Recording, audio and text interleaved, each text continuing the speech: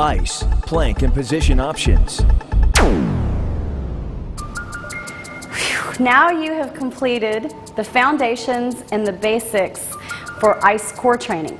Now we are about to take it up a notch, a whole new level for the advanced. Make sure that you completely have control of your body in the lower two levels before you even think about turning this on, because this is high intensity, multi-muscle, multi-chain activity. But I do want to, before we get started, I want to acknowledge that there are some other positions that you can plank and do advanced ICE core training in. We are not going to show them in these positions, but these positions do exist, and if you want to try them at home, then that's just fine with me. First of all, I want you to go ahead and get down, Marcus. A lot of you across America have seen the elbows and toes plank. Now, there's nothing wrong with this position as long as you're still doing it with the transverse abs engaged and you're still doing it with a correct spine. The reason that we don't do ICE training that way is because you're limited in your range of motion.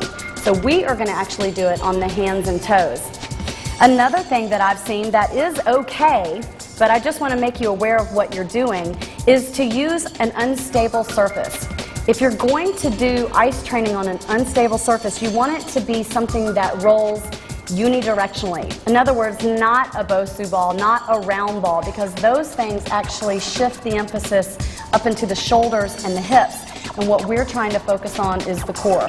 So Marcus is just going to demonstrate the plank on the ice ball, just to give you guys some options.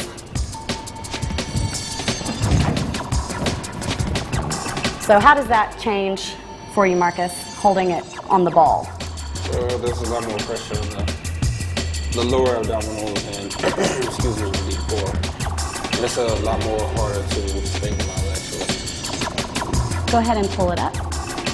Right there. Make sure that you have only those two fingers right in the lumbar spine.